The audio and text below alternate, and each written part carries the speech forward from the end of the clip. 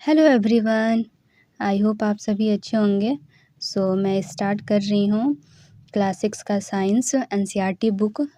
तो मैं फिर से आप लोग को बता देना चाहती हूँ कि सबसे पहले आप 6, 7, 8 की बुक्स पढ़ लीजिए, क्योंकि किसी भी कॉम्पिटिटिव एग्ज़ाम में इन्हीं सब बुक से ही पूछा जाता है। पहले आप बेस तैयार कीजिए, उसके बाद आप 9, 10th की साइंस की बुक पढ़िएगा। तो चलिए मैं स्टार्ट कर रही हूँ। क्लास 6 का 4th चैप्टर है साइंस की, वस्तुओं के समूह बनाना। और इसमें फर्स्ट हेडिंग है हमारे चारों ओर की वस्तुएं। तो जैसा कि हम पिछले वीडियो में चैप्टर में देखे थे कि हमारे भोजन और वस्त्रों में बहुत सारी विभिन्नता थी। हर राज्य में अलग-अलग लोग भोजन कर रहे थे और अलग टाइप्स के लोग वस्त्र पहन रहे थे। तो उसी प्रकार हमारे चारों तरफ जितनी भी वस्तुएं हैं उन सब में क्या है, विविधता है। जैसा कि हम देखते हैं कि हमारे चारों तरफ कुर्सियाँ अगर है, बैलगाड़ी, साइकिल, खाना बनाने के बर्तन, पुस्तकें, वस्त्र, खिलौने, जल, पत्थर तथा अन्य बहुत सी वस्तुएं देखते हैं। इन सभी वस्तुओं की आकृतियाँ, रंग तथा गुण भिन्न-भिन्न होते हैं। देखिए, अगर जैसे कि कुर्सी को लिया जाए तो कुर्सी किससे बना हुआ है? लकड़ी से बना हुआ है। और वही अगर हम पुस्तक की बात करें तो पुस्तक किसका बना हुआ है? कागज़ का बना हुआ है। खिलौने प्लास्टिक के बने होते हैं। और जैसे वस्त्र लिया जाए तो वस्त्र अगर कॉटन का बना होगा तो फिर नायलॉन या फिर पॉलिएस्टर। तो इस प्रकार हम देख रहे हैं कि जो भी वस्तुएं हैं उन सब का अपना-अपना एक अलग गुण है, अलग-अलग है। फिर वो डिफरेंट शेप के हैं, फिर उनका रंग भी अलग-अलग होता है। तो इस हेडिंग में ये है। और देखते हैं इसमें इम्पोर्टेंट क्या है। नेक्स्ट देखते हैं इसमें कि जैसे ये कह रहा है यहाँ पे कि वस्तु एक ही पदार्थ से बनी होती है। ऐसे बहुत सारे वस्तु होते हैं जो एक ही पदार्थ से बन सकते हैं। तो कुछ ऐसी भी बहुत सारी वस्तुएं होती हैं जो कई पदार्थों से मिलके बनती हैं। और फिर एक ही पदार्थ के उपयोग से कई वस्तुएं भी बनाई जा सकती हैं। जैसे कि मान लीजिए अगर हम लकड़ी ले लेते हैं तो लकड़ी से ही हम बहुत सारी वस्तुएं बना सकते हैं। लकड़ी का ही अगर हम कुर्सी बना सकते हैं, मेज़, लकड़ी का अलमारी बना सकते हैं, फिर चौकी वगैरह बना सकते हैं। तो ये है कि एक ही वस्तु से हम डिफरेंट टाइप्स के वस्तु बना सकते हैं, एक ही पदार्थ का यूज़ करके। तो इसमें ये दिखा रहा है नेक्स्ट जो हेडिंग है, पदार्थों के गुण। यानी जो भी पदार्थ होते हैं उसके क्या-क्या गुण होते हैं। तो पदार्थ प्रायः एक दूसरे से भिन्न दिखाई देते हैं, यानी दिखावट में लकड़ी लोहे से बिल्कुल भिन्न दिखाई देती है। जैसे लकड़ी भी एक पदार्थ है और लोहा भी क्या है, एक पदार्थ है। लेकिन लकड़ी अलग है और लोहा अलग है। लकड़ी लोहे से एकदम क्या है, अलग है। लोहा हमें चमकदार दिखाई देगा और लकड़ी क्या है, हमें थोड़ा खुरदुरा दिखाई देता है। तो इस प्रकार जैसे कि दिखावट में भी अलग है। लोहा तांबे अथवा एल्युमिनियम से भिन्न दिखाई देता है। जैसे लोहा हो गया, अब ये लोहा तांबे और एल्युमिनियम से अलग दिखाई देगा। तो इस प्रकार लोहा, तांबे तथा एल्युमिनियम में कुछ समानताएं हो सकती हैं। तो इन तीनों में तो कुछ हो सकती हैं, लेकिन लकड़ी और लोहे का जब कंपैरिजन किया जाएगा तो उन दोनों में बहुत ही क्या है, भिन्न है। तो इस प्रकार फर्स्ट ये पदार्थ का गुण होता है कि दिखावट में हम अलग कर सकते हैं, किसी भी पदार्थ को कि अलग कर सकते हैं। और इसको हम अलग कर सकते हैं तो देखिए यहाँ पे लिखा हुआ है कि पदार्थ जिनमें इस प्रकार की धुति होती है, यानी ऐसे पदार्थ जिसमें कोई चमक होती है, वे प्रायः धातु होते हैं। जैसे लोहा, तांबा, एल्युमिनियम तथा सोना ये धातु के उदाहरण हैं। तो धातुओं में क्या होता है, चमक होता है। तो पदार्थ जिनमें चमक होता है उसको हम क्या बोलेंगे, प्रायः धातु बोलते हैं। और क्या है इसमें है, देखते हैं कि और पदार्थों में ये है कि पदार्थों का अपना क्या होता है कि एक और गुण होता है कि कठोरता का गुण। जैसे कुछ पदार्थ कठोर होंगे तो कुछ कोमल होते हैं।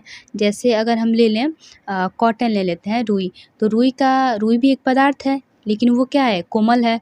और वहीं अगर हम ले लेते हैं एल्युमिनियम या स्टील अगर लेते हैं तो स्टील क्या है, वो कठोर है। तो वो लेकिन स्टील भी क्या है, एक पदार्थ है। तो इस प्रकार हम पदार्थों के विभिन्न गुण हो सकते हैं।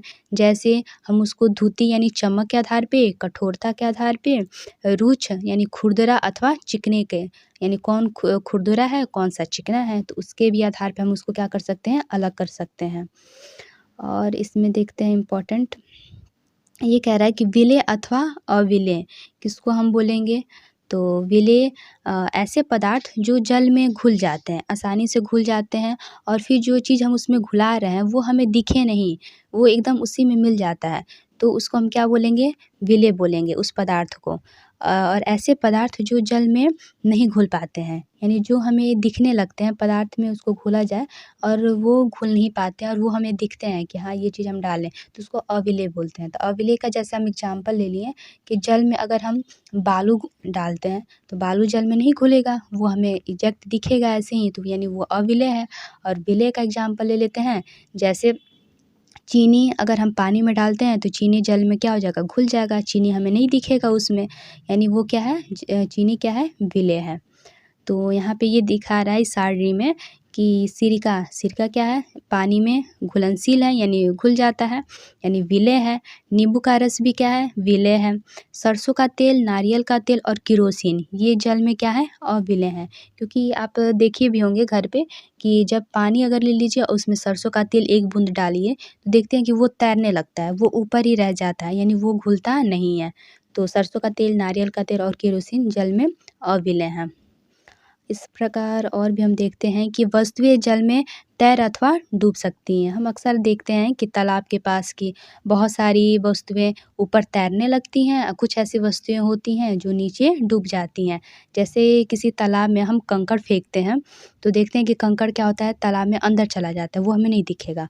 अगर वही हम कागज़ की कोई वस्तु फेंकते हैं, तो वो सतह के ऊपर तैरने लगेगा, वो हमें दिखने लगेगा।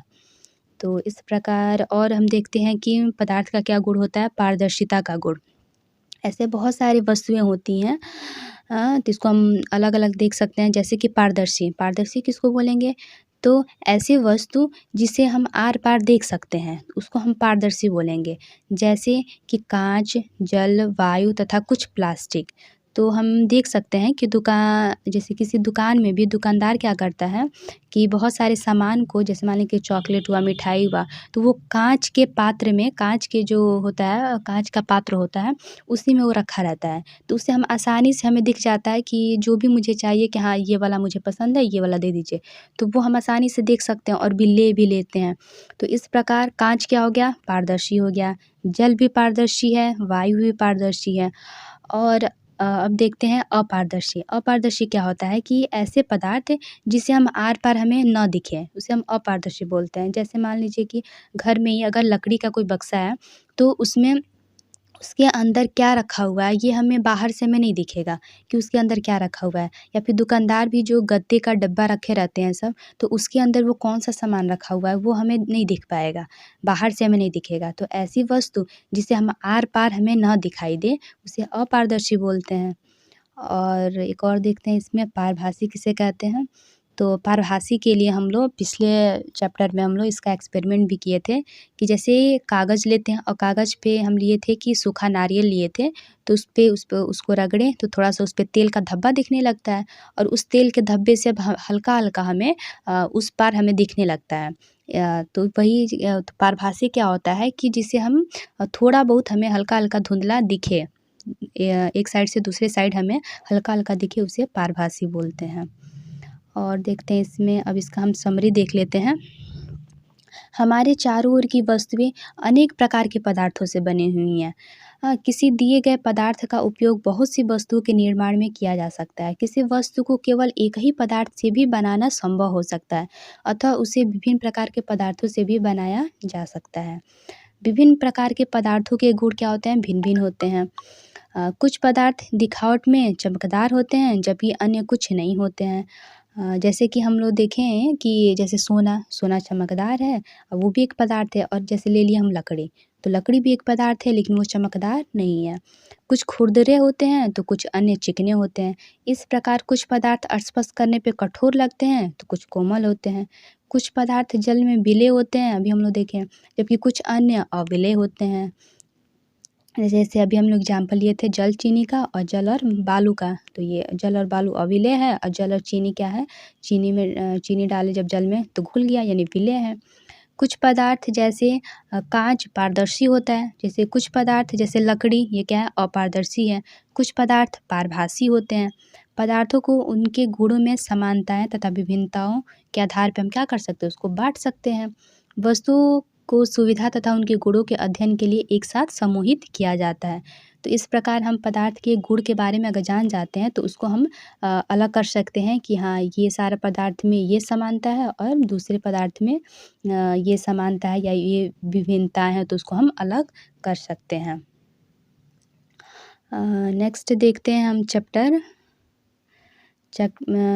5th है पदार्थों का पृथक्करण। जैसे इसमें ये है कि पदार्थों को हम कैसे अलग कर सकते हैं, तो इसका यूज हम घर में भी करते हैं अक्सर।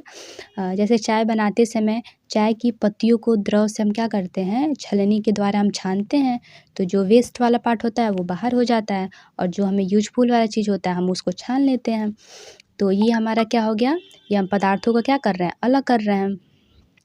तो इसमें बहुत सारी विधियाँ हैं, उस विधियों को हम देखते हैं। पृथक्करण की विधियाँ, तो फर्स्ट है कि हस्तचयन विधि। हस्तचयन का भी हम यूज घर में करते हैं। इसका यूज हम जैसे कि चावल हो गया या फिर दाल या गेहूँ, जैसे चावल हमें चुनना रहता है तो उसमें चावल में छोटे-छोटे कंकड़ होते हैं या फिर पत्थर होते हैं छोटे-छोटे, तो उसको या भूसे होते हैं, तो भूसे को अलग करने के लिए हम क्या करते हैं, उसको हम अलग कर लेते हैं, हाथ से ही उसको चुन के अलग कर लेते हैं। तो इस प्रोसेस को हम क्या बोलेंगे, हस्तचयन विधि बोलते हैं। नेक्स्ट देखते हैं थ्रेसिंग। थ्रेसिंग क्या होता है, जैसे जब हमारे खेत में गेहूँ या चावल जब पक जाता है तो उसको अलग करना, हम क्या करते हैं, सूखी जो डंडियाँ होती हैं, डंडियों से उसको क्या करना रहता है, अलग करना रहता है।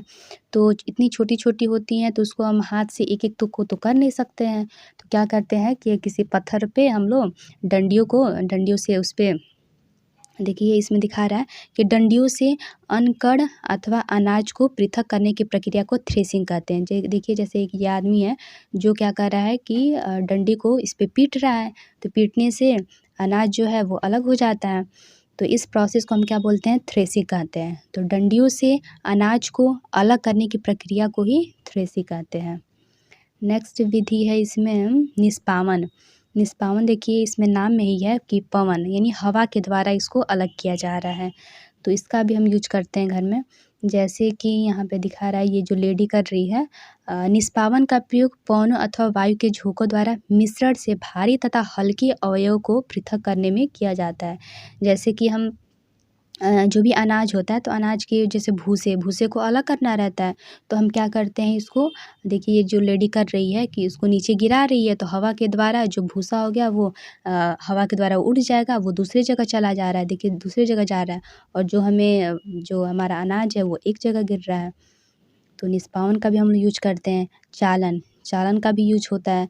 देखिए इसमें क्या होता है, जैसे हम आटा चालते हैं तो जो वेस्ट उसका जो पदार्थ होता है, छोटे-छोटे जो भूसे होते हैं वो ऊपर हो जाता है और जो हमें चाहिए वो नीचे चला जाता है, तो चालन का भी यूज होता है। और चालन द्वारा कंकड़ तथा पत्थरों को रेत से पृथक किया जाता है। जैसे जब हम घर बनवाते हैं तो बालू का भी हम लोग बालू में भी बहुत छोटे-छोटे कण होते हैं, पत्थर वगैरह होते हैं, तो पत्थर को हम क्या करते हैं कि ये एक बना होता है, इससे इसमें हम लोग जब रखते हैं तो कंकड़ ऊपर हो जाता है और जो बालू होता है वो नीचे गिर जाता है। तो इस प्रोसेस के द्वारा भी हम, जैसे चालन, इसको हम चालन बोलेंगे, तो चालन के द्वारा भी हम क्या कर सकते हैं, अलग कर सकते हैं।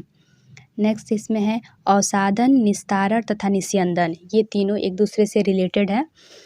इसमें देखिए जैसे कि हम इसका यूज, जैसे मान लीजिए हम घर में चावल धुलते हैं तो देखते हैं कि जब चावल धुलते हैं तो जो हल्के जो कण होते हैं, जो मिट्टी होती है वो ऊपर आ जाती है और जो चावल में मानिए कि छोटे-छोटे जो कण होते हैं तो वो भी क्या हो जाते हैं, पानी में ऊपर आ जाता है और जो चावल का जो कण होता है वो नीचे बैठ जाता है।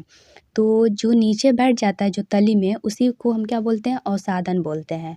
और जो पानी के साथ जो ऊपर आ गया तो अवसादित मिश्रण को बिना हिलाए, अब जल को हम मिट्टी सहित उड़ेलने यानी दूसरे पात्र में डालने की क्रिया को ही निस्तारण कहते हैं। जैसे ये केस में दिखा रहा है कि ऊपर मिट्टी आ गया है तो इसको बिना हिलाए आप ऊपर से गिरा देंगे तो ये वाला मिट्टी ऊपर से निकल गया और नीचे जो हमें चाहिए वो वाला नीचे हमें मिल गया, तो इसको निस्तारण बोलते हैं। और एक और इसमें है निस्यंदन। निस्यंदन क्या होता है, जैसे कि हम घर में जैसे चाय बना रहे हैं, तो चाय बना रहे हैं तो क्या करते हैं कि चाय को हम 2 तरीके से छान सकते हैं। एक तो है कि चाय बना लिए तो ऊपर से ही क्या करिए कि छन्नी का हम यूज़ नहीं कर रहे हैं। डायरेक्ट हम ऊपर से ही क्या कर लिए, उसको कप में गिरा लिए। तो देखेंगे कि 1-2 कण, मतलब कुछ कण के ये चाय पत्ती का कुछ कण देखेंगे कि उस पात्र में चला जाएगा, यानी कप में चला जाएगा।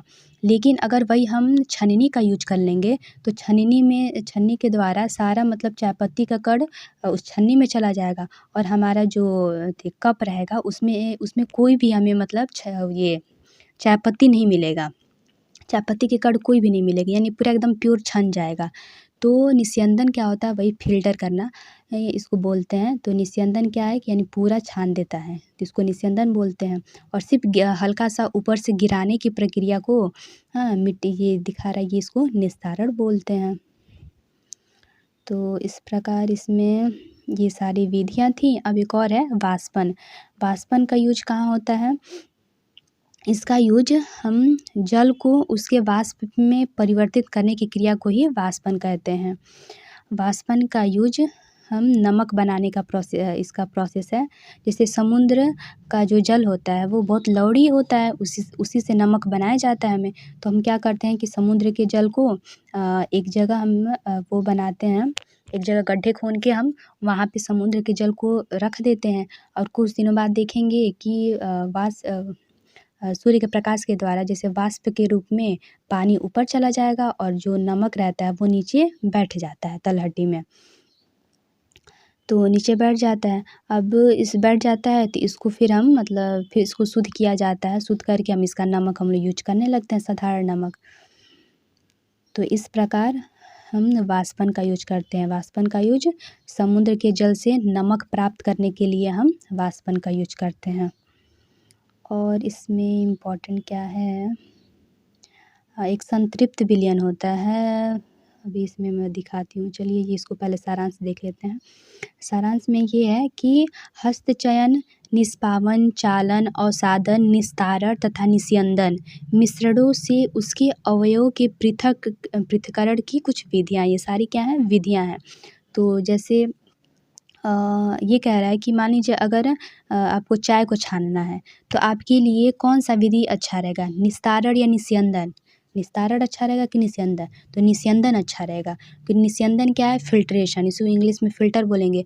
तो फ़िल्ट्रेशन में पूरा छन जाएगा तो उसमें कोई भी एक भी कण नहीं मिलेगा हमको चाय के कप में। लेकिन निस्तारण में क्या होता है कि कुछ बच जाता है, एक दो कण, जैसे निस्तारण में हम छन्नी का यूज नहीं करते हैं। तो इस प्रकार हमें कौन सा विधि सबसे अच्छा है, तो निस्यंदन अच्छा है। अनाज से भूसा और पत्थरों को हस्तचयन विधि द्वारा पृथक किया जा सकता है, ये अभी हम लोग देखे हैं। भूसा अनाज के भारी बीजों से निष्पावन विधि के द्वारा भी पृथक किया जाता है। किसी मिश्रण के कणों की अमाप में अंतर का उपयोग चालन तथा निस्यंदन प्रक्रियाओं द्वारा पृथक्करण किया जाता है। रेत और जल के मिश्रण में रेत के भारी कण तली में बैठ जाता है और निस्तारण की विधि का द्वारा जल को पृथक किया जा सकता है। जैसे मान लीजिए कोई मिश्रण है रेत और जल, जैसे जल में रेत मिला हुआ है और हमको उसको अलग करना है, तो हम कैसे करेंगे? तो रेत देखते हैं कि रेत नीचे बैठ जाएगा तो हम जल को सिर्फ गिरा लेंगे और रेत हमको मिल जाएगा। तो जल को जब ऊपर से ही बस हम गिरा लेंगे तो इस विधि को क्या बोलते हैं, निस्तारण बोलते हैं। बिना हिलाए ऊपर से गिरा लिए तो इसको निस्तारण कहेंगे। द्रव तथा उसमें अविलेय पदार्थ के अवयव को निस्यंदन के उपयोग से पृथक किया जा सकता है। किसी द्रव को उसी वाष्प में परिवर्तन करने की प्रक्रिया को वाष्पन कहते हैं। जैसे किसी द्रव को वाष्प में परिवर्तन करने की प्रक्रिया को वाष्पन कहते हैं। वाष्पन की विधि का उपयोग द्रव में घुले ठोस को पृथक करने में किया जा सकता है। अभी हम लोग देखे हैं कि किसी द्रव में कोई ठोस घुला हुआ है, जैसे कि समुद्र का जो जल है तो उसमें ठोस के रूप में क्या है, लवड़ी है, उसमें नमक है, तो इसके लिए हम वाष्पन का यूज करते हैं। जिस विलयन में कोई पदार्थ और अधिक न घुल सके वह उस पदार्थ का संतृप्त विलयन कहलाता है। तो संतृप्त विलयन ऐसा विलयन होता है, मतलब अब उसमें और चीज़ घोला नहीं जा सकता है, तो उसको अब क्या बोलेंगे, संतृप्त विलयन बोलते हैं। किसी पदार्थ के विलयन को गर्म करने पे और उसमें अधिक पदार्थ घोला जा सकता है। जल विलेय पदार्थों की विभिन्न मात्राएं घोलता है।